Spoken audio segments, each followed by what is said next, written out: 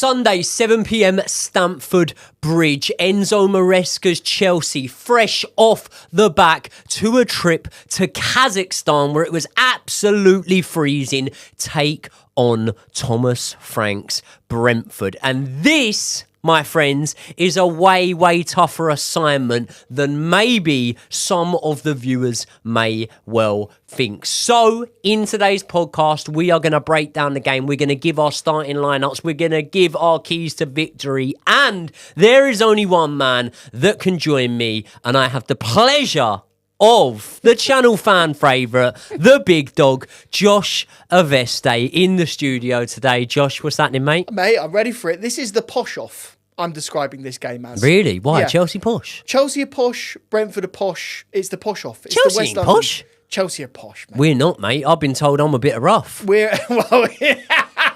Well, they like it a bit rough, Yeah. don't they? Let's be honest. Did you do. also know that Thomas Frank was the second in the race to become the next Chelsea manager when Enzo Maresca was offered the job? Good job that there's no prizes for second place then, because I would not have Thomas Frank over Enzo Maresca. I really rate Thomas Frank. Who did Thomas Frank play for? Denmark. What club? Did he play for someone in England? I don't know. No, well, I don't know the answer then. Who did Enzo Maresca play for? Do you know the answer? Yeah. Thomas Frank? No. but- No. Okay, fine. Okay. Who did Enzo... Name me an English club that Enzo Maresca played for. I was going to say Parma, so not an English. Parma aren't an English club. No, Sorry. no. Geography's all over the gaff. Fucking hell. Did he play for?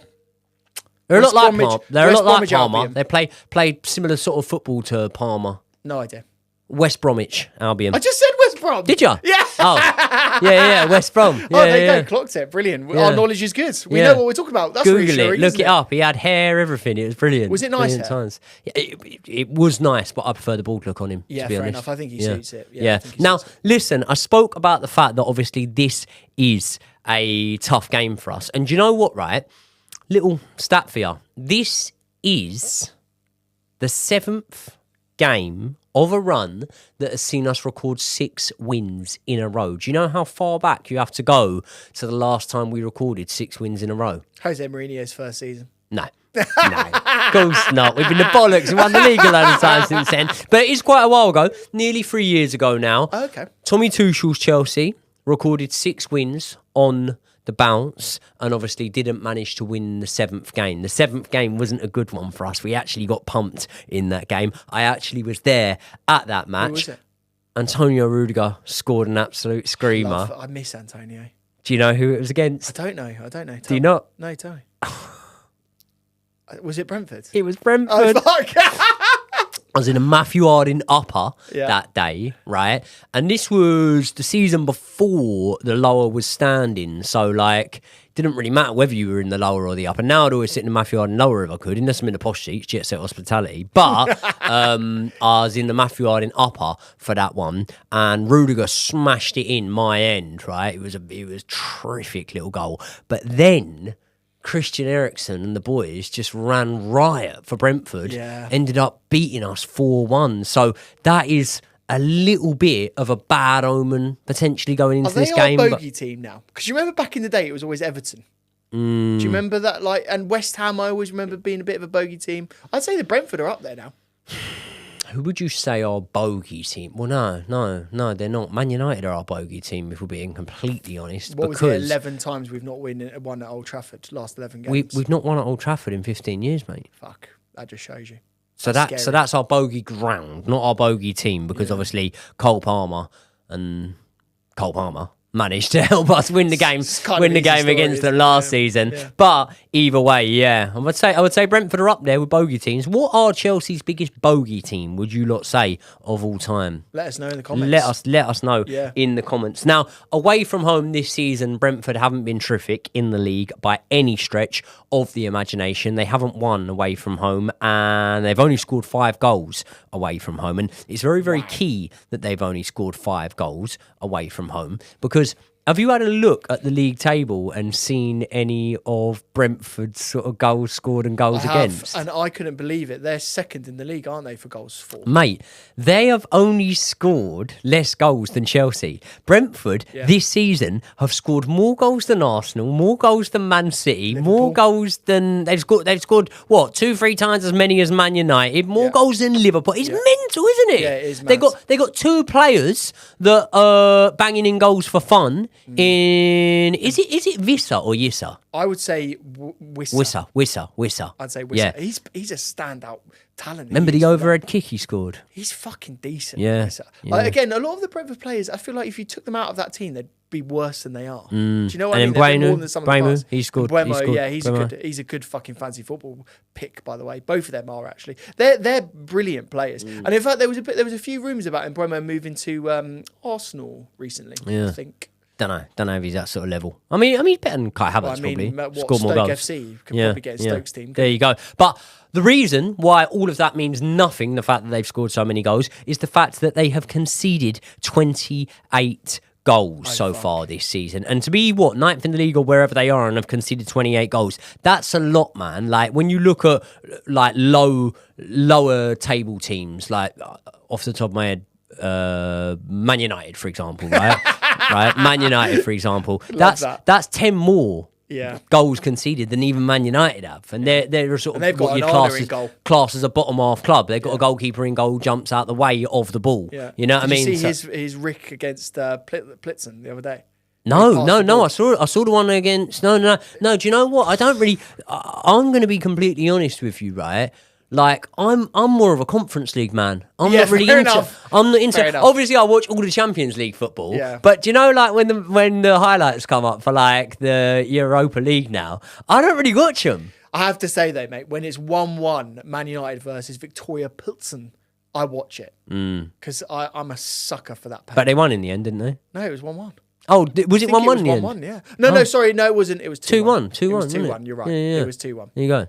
But not convincing, so just not convincing at all. There you go. There you go. Yeah, but Anana chucks in again. Now, I'll tell you what it does tell me, right? With the fact that they've scored the amount of goals they have and conceded the amount of goals they have, that to me on paper, I'm not saying they can't turn up and formulate a different game plan and do something different in this match, but that to me on paper says they are a team, in the words of Tom Hardy, that come for a fucking shootout. Well, and a shootout is a shootout. They're going to get a shootout here. And you don't want to be having a shootout with Enzo Maresca's Chelsea, do you? You know what's going to happen now, though, don't you? What? It's going to be 0-0. 0-0, yeah. That's just the way it's going to go. No, look, if you're a betting man and if you're on stake, mate, and joining us on our chat, then you know that we are betting men. You have to say, fucking hell, this should be goals, shouldn't it? Like, this is one of those games where you maybe go over 4.5. Should be goals galore. You have to ask Connor about that, by the way, if you want any tips. Oh my God! How the fuck did he win? Connor, this is your little moment. This guy won 800 quid on a bet on our Statemate group. I think that's the biggest win I think I've ever seen. And to be fair, we've only been putting bets in there a matter of weeks. So for already, like, over $1,000's been won already in that Statemate group. And by the way, no one's betting like ridiculous amounts. Like, I bet a fiver each week. Do you know what I mean? Yeah, he put a fiver on that. So he's big up Connor. Yeah. Now, I want to get in to the team sheet. So you can see the team sheet on screen right now. And the first thing that we need to speak about is obviously the fact that we've got Jorgensen in goal here over Robert Sanchez. And we will get back to that. But due to time restrictions, I'm only going to flash his team sheet up once, so I'm going to quickly talk you through it. Jorgensen in goal. Malo Gusto right back. Benoit Badiashile and Levi Colwell, who are actually forming somewhat of a decent partnership at centre-back. And then the main man, Cucurella at left-back. Caicedo and Enzo Fernandez in the midfield with Cole Palmer in front of them. Noni to one side, Jadon to the other side, and Nicholas Jackson through the middle, who, by the way, spoiler alert, is going to score in this game. Now, let's get in to some of the talking points from that team sheet, right? Josh, we've put Jorgensen in goal. Yeah. Explain. I mean, I watched your Instagram reel because you know that I am a huge fan of your reels and I watch every single second of keeping them. It real. And you've convinced me, but no, I'm joking. I think I convinced you. No, Jorgensen convinced me with his performances. But I think if we rewind the clock, I think I've been saying that Jorgensen should be starting for a long time. Do you know what it is, right? I have made an idiot of myself multiple times in life, into the thousands, right? Yeah. But since doing the podcast, I would say there is one real definitive moment where I've made a prat of myself, isn't there? Yeah, it's Cucurella, isn't it? It's Cucurella. It's Cucurella. But that's fine. I'm not, like, people will say in the comments, well, no, the Enzo stuff. Mate, you lot that called it Enzo hate can call it that. It was never Enzo hate at all, yeah? It was never Enzo hate. I never said anything bad about Enzo. I said that I thought that he was the third best central midfielder at Chelsea Football Club. And when you've got a Romeo Lavia, who we'll get onto, by the way, because he's not in our starting lineup, and you've got a Caicedo who performs out of his skin, I don't think that's saying anything bad against him. And the reason why I admit that the absolute blunder and the worst thing I've ever done was the blasphemy against Cucurella was because I sat opposite you, and what did I say, Josh? You said he was done. You said you'd be happy for him to go. I'll be honest, mate. I said he was shit. Yeah. And this was probably... It wasn't last season, was it? It was pre the start of the season. It was the Potter era, and I said we've bought a dud. Yeah. I said we've bought an absolute dud off Brighton. Quid, by the way. 65 down the drain. I said I think he's rubbish. Yeah. And do you know what? Like, that's what I'm saying. And I'm so I think that's why I love him so much. Yeah. Because I love the fact that he has made me eat my words so much. And despite the slips against Spurs, I don't care. I'm blaming it on the boots, mate. They were the boots. They were not his fault either way. But what I'm saying is, because of that Cucurella blunder, I'm a big believer in life that you should learn from your mistakes, shouldn't you? So I was, hesitant to write Robert Sanchez completely off and say, no, Robert Sanchez, he's nowhere near good enough, whatever. He had a bad first season. But who else had a bad first season? Cucurella. And now who's one of the first names on the team sheet? Cucurella. I'm trying to think of who else. I think there's been quite a few that have had a poor first season. You would like Enzo? No, Enzo had a good first 6 months. Yeah, and then had a lukewarm, sort of mediocre second season. Good moments of brilliance, but moments of going missing and whatnot. But yeah, either way, this is what I'm saying. But when you go through Chelsea history, by the way, some people will dispute this. In the Champions League, he was pretty good, but Didier Drogba didn't set the world on fire in his first season for Chelsea Football Club. Ended up being a really, really good player. Ivanovic came into Chelsea Football Club, didn't get a game for 6 fucking months. He was going to leave, and then ended up being one of our greatest players, definitely top 20 or whatever. So, and also, by the way, Joey's pointing out all of your errors. You've had a lot of fucking good points as well, but people only ever remember the points where you sort of called someone out and you got it wrong. Like you were backing Jackson throughout the entirety of last season. You were sat on the kickoff table and going, this guy's going to come good. We were calling him the next Didier Drogba back. Who else was I backing? You were backing loads of other players. Lavia. I was saying, listen, this kid's fucking special, mate. Gusto, like, I think there's a few in there, and I think there's a few that maybe. I think Noni even you were backing. Yeah. I think I was backing a lot of the boys, to be fair, though. Yeah. But but what I'm saying is you got a lot of stuff right. You always call out the Cucurella mistake. You got fucking loads of other opinions correct. I'll tell you another one I got. Yeah. And I watched this clip recently, it resurfaced. Do you remember when we signed Cole Palmer? It come out of nowhere and we were supposed to sign? I can't remember. Tell me. Michael Elise, yes, sorry. And there's a clip and it popped up and I wasn't looking for it. It just popped up the other day. Yeah. And it's me and I'm talking about the transfer and I went, do you know what? I said, I know this will sound mad because he's so much more proven in the Premier League, but I think for Chelsea Football Club, this could be a better signing. Correct. Now, what I am not going to try and do... Michael Elise is still pretty good, by the way. But he's not... Compared to Cole Palmer? But yeah. I'm not saying he's better than Cole Palmer, but I would like Elise in the squad. Well, we have got Elise in the squad. We have got Elise in the squad. What's his name? Don't know. Something Elise. Don't know. Was he? He was in the squad in Kazakhstan. In the squad the other day. Yeah. But either way, I said I didn't think Cole Palmer would go to the levels he went to. No way. But I did say that I'm not disappointed we've missed out on Elise and we've got Cole Palmer because I think he's more versatile, can play across the front line and whatnot, and I think there's a terrific little player in there. I maybe didn't don the terrific little player phrase. I think that came more in the evolution of the Joey Knight podcast. But either way, I was hesitant to write Sanchez off because we've seen players come in and not be great and then be great. But now it's getting to a point where I made this point already, but I don't think we expected ourselves to be here where we are right now. And let's be honest, it's a fucking title charge we're in at the moment. Okay, It's the TC. Some people think it's tactical chunder, but really it's title charge. No. It's title charge. Yeah, right. And because of that, I think that now we have to be brutal with our decision making. And mate, like, I understand you could go, oh, with the quality of opposition and whatnot. Southampton might be rock bottom of the Premier League, but that is not an indication for me that they're the worst team in the Premier League. I know statistically it would say they are, but it's not. Like, because I look at their performances against the bigger clubs. They gave Liverpool a tight game. They gave Manchester City a tight game. They gave Arsenal a tight game. Well, no, I don't think it is surprising. Who's the worst team?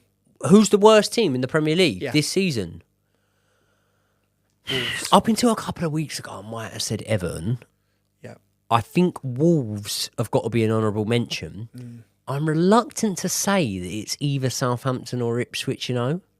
I'm reluctant to say that. Those are the two answers, really. Yeah. I think Ipswich have actually underwhelmed me.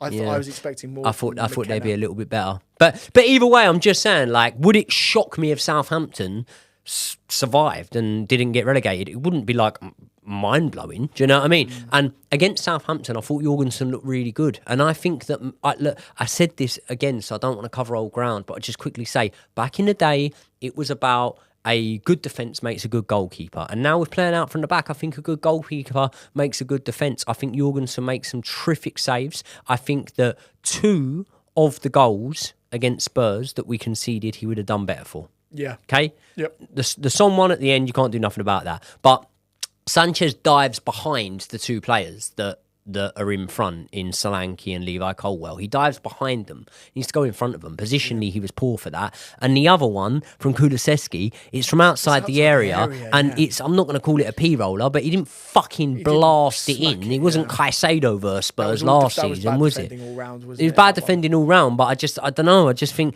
that Jorgensen might have saved that. So I would make the ruthless decision here. Now, speaking of ruthless decisions, are we making one to not have Romeo Lavia in that starting lineup? I worry too much about hamstrings at Chelsea anymore. I've got PTSD on hamstrings. And the fact that I heard a rumour that he was withdrawn purely because of a hamstring tweak or maybe a hamstring precaution, I would rather, in the period of games that we've got coming up, bearing in mind they're coming thick and fast over Christmas, I would rather sit him out of this one. And I don't think we need to worry too much about having Caicedo and Enzo in the middle. Oh, boo-hoo us. What an awful middle 2 that would be if it was only Enzo and Caicedo. Although saying that, I do want to see us. Look, it didn't work brilliantly against Spurs having Caicedo as the inverted right back, but at the same time as that, I think that instead of us sitting here and going, oh, it didn't work that well, I think we go, well, he was up against Son, and Son is one of the best players in the Premier League. Yeah, and also he was up against a very quick transitional team that could put the ball in that area very easily.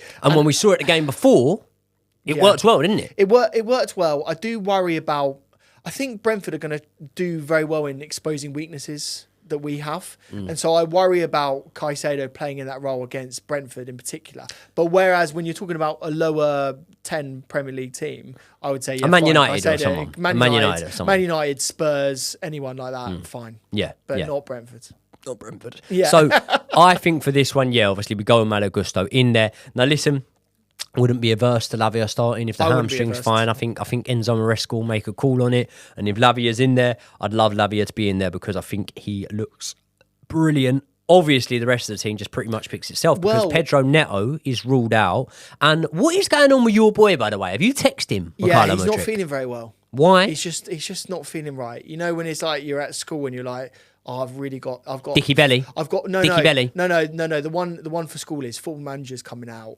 I'm starting to feel unwell, and I need to have a week at home in bed to recuperate. Yeah, wanking and Football Manager. Recuperating, you could class it as part of the recovery process. Well, it's a common misconception actually. The boxers shouldn't be wanking. Did you know that, Joe? Tell us about the wanking theory. So there is a theory that boxers should not basically release because it builds up testosterone. But actually, there's scientific evidence into it that it lowers It's the opposite. It's the opposite effect. You should be wanking like crazy. Or shagging. Or shagging, whatever you want to do. Whatever Let's floats not your just boat. assume these lot can't get any birds.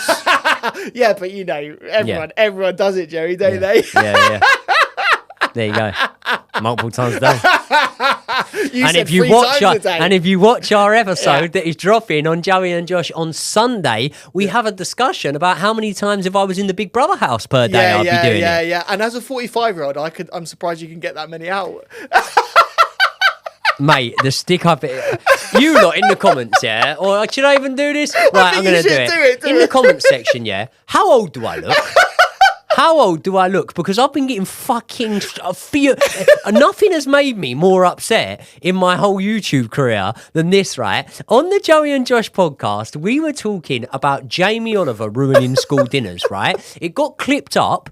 We put it up. I've uploaded it expecting nothing views-wise. At the minute, we're a podcast starting off on that channel. We got you lot, the hardcore over there. But in terms of like a wider audience we're building, we've got nothing on there. By the way, subscribe to both the Joey and Josh podcast channel and the Joey and Josh Shorts channel. There's only 80 people on the Joey and Josh Shorts channel. Joey and Josh podcast channel is the main one. That's linked in the description. Make sure you click on there, subscribe. We have got a brilliant episode, The Rise and Fall of Big Brother, dropping this Sunday. But either way, we were speaking about old school memories, nostalgia and whatnot. And I spoke about Jamie Oliver ruining school dinners, right? And we clipped it up, put it on TikTok, put it on Instagram, expected nothing. It blew up. It did 600,000. At the time I'm recording, it's got 600,000 views or whatever. And the top liked comment on both of them is... How did Jamie Oliver ruin this guy's school dinners when this guy's the same age as Jamie Oliver? By the way, Jamie Oliver is 49. So just quickly, because loads of you lot, the hardcore, know how old I am. But for those of you who don't, how old am I? Yeah, put it in the comments. Put it in the comment section below. Yeah. How old am I? Yeah. I'd 49. Ridiculous. And by the way, if there are any comments above, let's say 30 odd, Joey's going to be booking some aesthetic appointments. Some Botox or something. I don't know, mate. I don't know. Fucking hell. What I do know is that we have got a couple of players out unavailable. So obviously Mudryk, illness, injured, whatever. Yeah. Neto, suspended. Any others that we obviously Reece Fofana. Reece James. Is Reece James injured? Yeah, Reece James is still injured, surprisingly. I'll tell you what. Wait, let's have a little chat here now. Go on. Whisper in my ear. Reece James regen. Are you gonna do a little ASMR? Are you gonna go Josh a Champong? Josh a Champong. He's a fucking beast. Oi. By the way, he must have signed a new contract if he's playing. He must have signed a new contract. I like the look of a Champong. I do too. Tasty. Yeah, but the decision that you're going to have to then make is, let's rewind the clock. This is a Livramento moment. Are you going to do that? What? Sell him off? You've got to either say that there's space for you in the team, which will mean getting rid of a Reece James or a Gusto. Nah, it won't. Why? Why can you have 3 right backs? See, what you've done there is you've just asked a loaded question and you've asked a factually incorrect question, because I could make a case for none of them being right backs. What position does Malo Gusto play? Malo Gusto is a mix of a Tommy Tuchel right back. Yeah. Do you know what I mean by that? Right wing back. Right wing back. Malo Gusto. Malo Gusto's best position on a football pitch for me. But just quickly, have you ever wanted a chance to chat with the big dog and I? Well, now, thanks to the help of new channel sponsor StakeMate, you can. And you might even get the chance to win big on this weekend's Premier League games. But what is StakeMate, you may ask? Well, this review from the App Store could explain it way better than I ever could. This app is as if Bet365 and Snapchat had a baby. Great sportsbook and just a great way to chat and bet with the lads. But how does it all work? Well, if you're 18 and living inside the UK, just click the link in the description and download the app. Go through the sign up process, which literally takes 2 minutes. Once you're logged in, at the bottom of the page, hit groups, and at the top left of the page, hit the invite code. Type in JOEYK, all capitals. Then you will officially be in the Joey Night squad, where you can feel free to ask questions, suggest bets, and just chat amongst the rest of us in there. And some of you are already in it, and some of you are already winning, because our boy Connor won over 800 quid this weekend in there. So if you are not already, you are definitely missing out. Every single week, I'm going to put my acca in there that I think will win, and you can either copy it or critique it yourself. But this is what I am going for this week. Right, so first off, I am going to go Brighton to get the home win against Crystal Palace. Then we are going with Man United to compile more misery upon Pep Guardiola's Man City and get the away win. After that, I think that Chelsea are obviously going to beat Brentford. And then Spurs being Spurs, they've just been battered. They're going to win, aren't they, away at Southampton? And at the time of betting, by sticking just £5 on that, I stand to win over £85. Then, as always, I will share that bet into the Joey Night squad, and you guys can either copy it yourself or you can let me know where I've gone wrong. And breaking news, StakeMate have now added anytime goal scorers and anytime assists, meaning you can whack that in your accas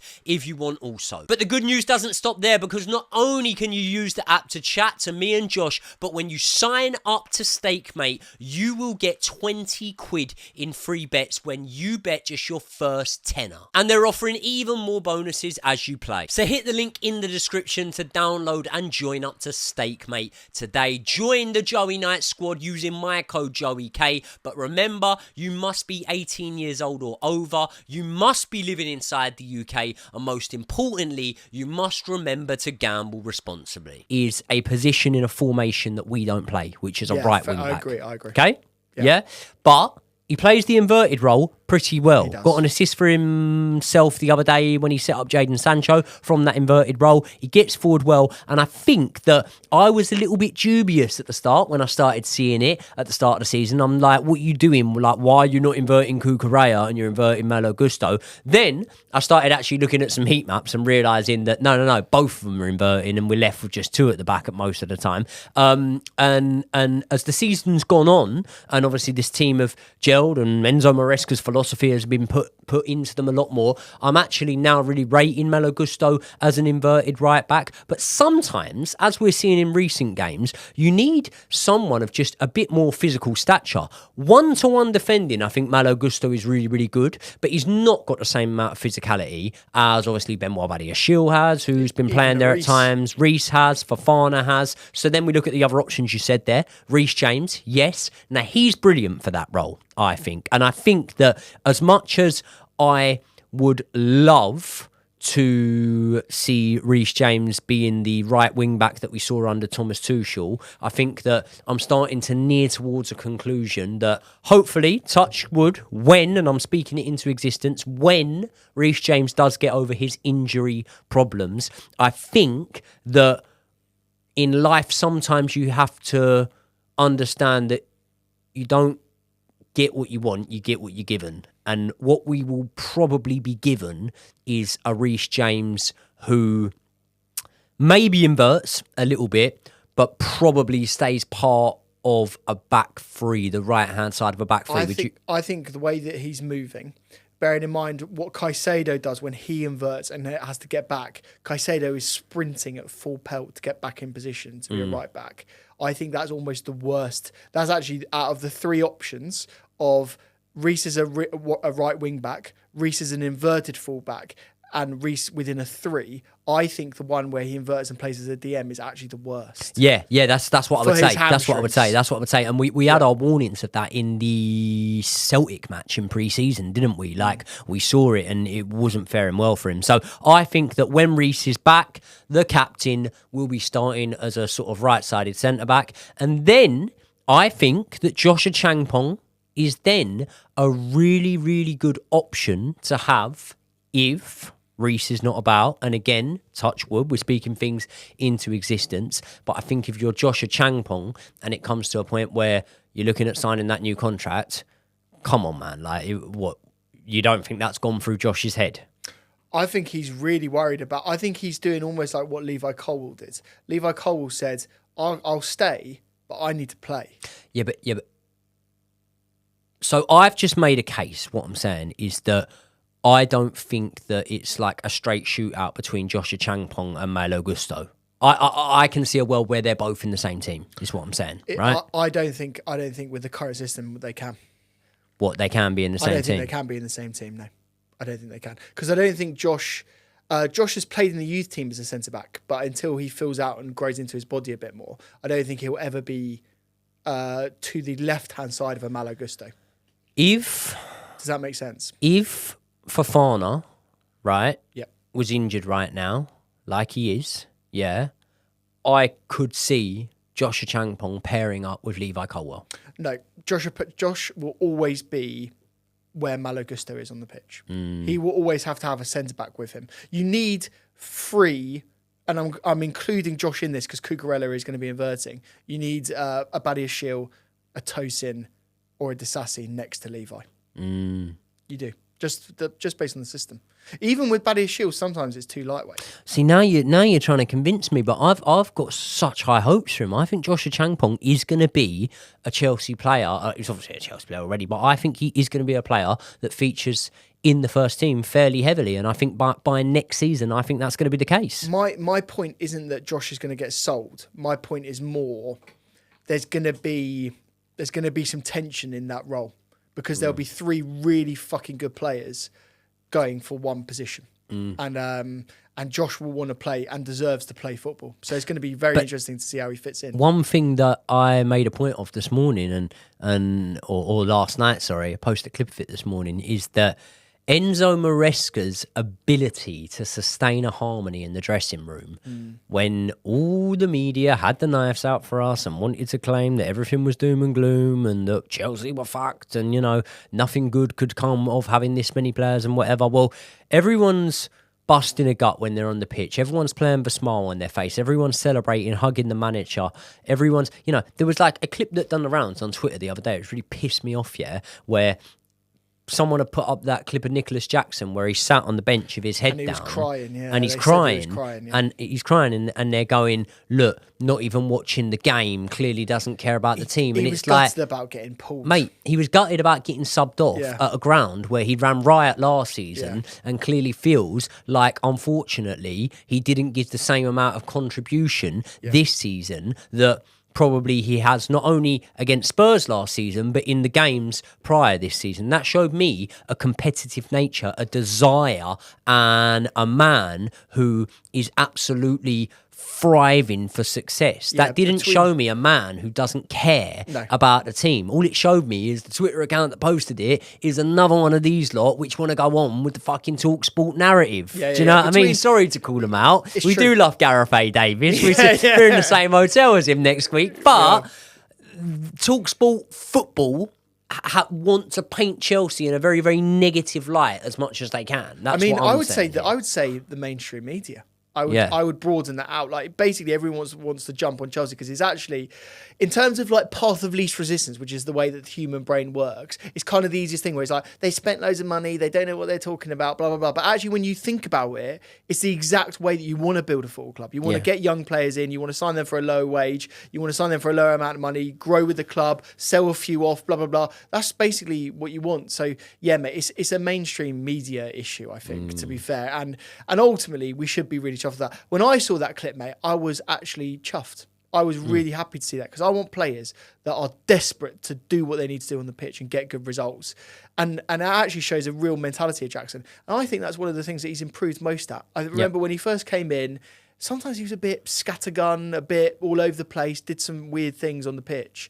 Now I think he's a bit of a warrior. You know, sometimes when he'd be unhappy that a foul wasn't given against him and he'd sit down, he has, and it's come with the improvement of our team and how quickly we win the ball back in transition, but he's realised he can't do that no more because we win the ball back so fucking quick now. If you're sat down, you're not going to be able to get into position quick enough. So he's kind of learnt to, like, I think it's probably just maybe the difference between La Liga and the Premier League, something like that. Maybe the game's played at a little bit of a faster pace and whatever, and maybe the reffing is, I don't know, a little bit goes against Chelsea. I sound like I'm saying there's a massive bias against Chelsea here, No, I don't but think sometimes he'd sulk a little bit when he thinks he should have been given a free kick or something like that. Whereas this season, I'm seeing him get up quicker. He stopped Enzo Fernandez taking his top off because he didn't want him to get the yellow card. A lot of people have picked up on that now, by the way. I thought that was a fucking brilliant little moment. Well, it showed maturity. It did. And it showed growth. And this is what, this is what we've been saying time in, time out. We were sat around the kickoff table saying it all the time. Like, these boys there's something happening now. And ultimately, not many people can tell me they would not want to be in our position right now. And I don't just mean league position. I mean with the young talent that's coming through, with the relationships, with the bonds that you're seeing forming there. It's so good, man. I do love it in hindsight, just looking at all these people now that are praising Chelsea, and they were the same people that were saying that we didn't know what we were doing. I love it. I live for that moment, actually. Because, you and I were sat around and we inject were saying, it. Yeah. Inject it into my veins. Yeah, exactly. Now, does playing last out of all the games in the Premier League this weekend put the pressure on us? Because obviously Forest and Villa, you might think, why are you talking about those two? But let's be honest, we're not getting too carried away of ourselves. We're talking about Champions League contenders and whatnot. You know, Forest are right up there this season. Villa are obviously going to be there or thereabouts. They're playing each other, which is good because someone's going to drop points. You'd fancy Arsenal to get at least 3 or 4 corners against Everton, wouldn't you? Which means they got good chance of scoring a goal if they get quite a few corners against Everton this weekend. And then you got the Manchester derby, and I'll tell you what, right? Who do you want to win? This is a really tough one. Do you know it's a tough one? I'd rather United fucking destroy them, to be fair. I'd rather United win. I'd rather. But do you know what I wouldn't like? What I wouldn't like is it would do wonders for United's momentum. I feel like I'd like United to win, but I would like them to win in a Spursy fashion where they go and lose the next game. Yeah, fair enough. Do you know what I mean? Yeah, maybe not a 4-0. Maybe a draw is the best answer. I think United are going to get a result. I think United are going to win. You think they're going to win? Yeah. Yeah. I think United are going to pull this one out. And that would make it, 1 win in 11 for Pep? Yeah, because there's only 1 win in 10 now. Yeah. So he's shit, isn't he, Pep? How the fuck have they capitulated that badly? It can't all just be because they've lost a midfielder. No, it's the manager. Can you imagine the shit? The manager. By the way, the shit that we got for bringing up injuries last season, and they lose one fucking player, a couple of defenders, and they fucking going on and on about, we can't defend transitions because Rodri isn't there. Piss off. And Pep in the interview when they've asked him, he goes, "It's Rico." It's Rico. He does it. It's Rico. It's Rico. Yeah. It's Rico. That was a fucking horrendous If challenge. you can't take the heat, get out the fucking kitchen, mate. Because I tell you what, you are crumbling big time, isn't he? Yeah, he is. He's cracking under the pressure, mate. And also, the fact that they want some sympathy for their injuries. They've got one of the best academies in the fucking country. They could play loads of academy products in defence. Yeah. Fuck them. And I'm not even going to put Chelsea bias here, yeah? But would you see Fergie cracking under the pressure like that? When Jose Mourinho came and Roman Abramovich came and whatnot, yeah, and completely started dominating football, as much as I hate to admit it, what did Alex Ferguson do? He went and he won 3 Premier League titles in a row. He levelled up, yeah. He didn't be beaten. And as soon as these charges has come out, mate, Pep's crumbling. I honestly do think there's something more sinister to that. I think there's something that's going to come out where they all know that the punishment's coming and they've down tools a bit. Because I don't think the Rodri impact is that significant. I don't think it is. He's a great player, but fuck me. 1 win in 10. Yeah, it's not good. It's not good at all. It's not so good to at answer all. your question, Joey, is it bad that we play last? Based on those results, only Arsenal are going to pick up points. So, So, last little bit, quickly today, before we do score predictions, I did put a questionnaire, one of them question things out for people to ask a few questions. A few quick of them. Tom Kelly, right? January transfer window. Who should we sell and who should we buy? Realistically, people would be saying to us, what are you going on about? You don't need to do business and whatnot. Do you think we need to do business in January? We need to sell, don't we? We need to get rid of Carney because for his career. I think you need to let him go. It's harsh to say, and I really rate Carney. I love him, actually. But I'm actually now thinking, I'm more of the opinion of some of these players that they need to move on for the best of themselves. Okay, if you can buy in one position and one position only. If I could buy centre-back, I'd buy. I was going to say, should we do it on free? Fucked it. Fuck the whole podcast. Sorry, Delete yeah, it. it's done. It's Scrap over. it. Scrap it. It's done. Scrap it. But no, I would have gone centre-back too. Yeah. I think if we were to... Do you remember I gave a shout earlier on this season as a centre-back that I thought we should go and get? I can't remember who you said, but I do remember us having this conversation. It was a free transfer. Was it Sergio Ramos? No, Matt Hummels. Matt Hummels. I think he might have a club now. No, I know, but he was at the start of the season. He was 34 years old. I rate that. And I said, as someone who got to a Champions League final last year, as someone who's won Bundesliga titles, as someone who's been in a couple of Champions League finals almost, and obviously a national team player and whatnot, I think that could be someone really good. And I think that, when we speak about that centre-back position, would you agree with me that if we were to go and sign someone, as much as the Wonder Kids are all coming good, if you're on about a January signing, would you want a sort of 26-year-old?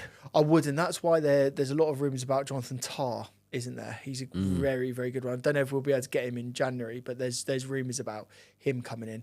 I totally agree, mate. We need someone that's been there, done it, played in the Champions League, knows what they're doing, strong. But then if you get that sort of player in, mate, you need to offload a centre-back. So who would be the one that you'd offload? Disasi. Centre-back, do you know I've got a little bit of a soft spot for Axel Disasi? I do too. I've got a little bit of a soft spot for Axel Disasi. I think that Benoit Badiashile has a higher ceiling than Axel Disasi. Yeah. I think that when Benoit Badiashile... There's a few weird ones, right? There's a few weird little things from the Graham Potter era in terms of now, obviously, Enzo Fernandez playing brilliant, but Enzo Fernandez came in and under Potter, he was playing great. He was like a level up. Yeah. And I was like, whoa, we signed a good one here. And then his form dipped and went downhill and you almost thought oh my God, where's that Enzo gone? Badiashile had the same thing. Yeah. When Badiashile first came in, I thought, fuck me, we've got a good defender on our hands here. And he wasn't mistake prone or anything like that. And then he became that. Whereas Disasi from the start has always blown hot and cold. I've got a soft spot for both of the boys. Yeah. But if I was to have to sell one, and you're not going to give me the option of move on Bashir Humphreys, pure profit, something like that or whatever. If I was to have to sell one, you would probably go. Do you know this is a harder thing than? Do you know what's coming into my mind here? It's just the preferred foot. It's the fact that he's a left footer. Yeah, it doesn't work as well with Levi. A left footer doesn't work as well with Levi, and I want Levi to be the main man. Yeah. So do you know what I'm going to say? Don't. If you say Badiashile, you're gonna get pelters.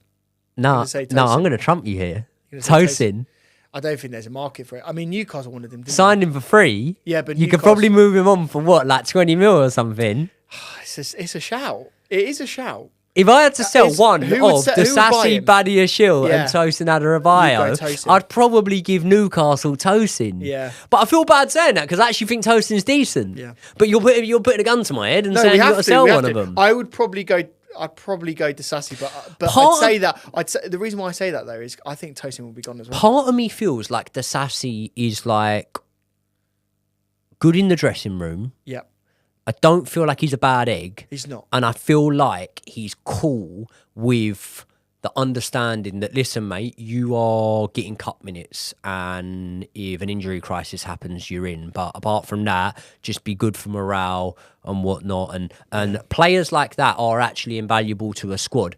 Only if when they do play, they're not dropping howlers and they're playing all right. And on the whole, I'm not saying you can't individualise one or two moments, but on the whole, this season, I actually think that Disasi's been pretty decent, don't you? He's been fine, yeah. He's been really good. Was it this season where he did that ball over the top, where he got the assist? To Pedro Neto against Barrow? Yeah. That was good. Lovely little ball. Terrific little pass. Right, let's pick one more from this one. Do you know what? A lot of people are asking about Carney Chukwuemeka, which we've already covered. Obviously, I thought that your opinion was harsh at first, but then at the same time, I'm like, where did he get in? And with Estavio coming in as well. This isn't anything about Carney in his ability. I rate him so highly. But what my point is you do have to start thinking about the individual behind this, right? And Maresca obviously doesn't fancy Carney at all.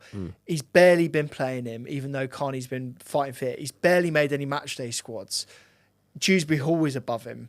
And so, I just want him to go and have a successful career. I do think he'll end up going on loan rather than a permanent. And I think he'll go to somewhere like Italy. I think he'll be fucking brilliant. I think he'll be a Ruben Loftus-Cheek number 2.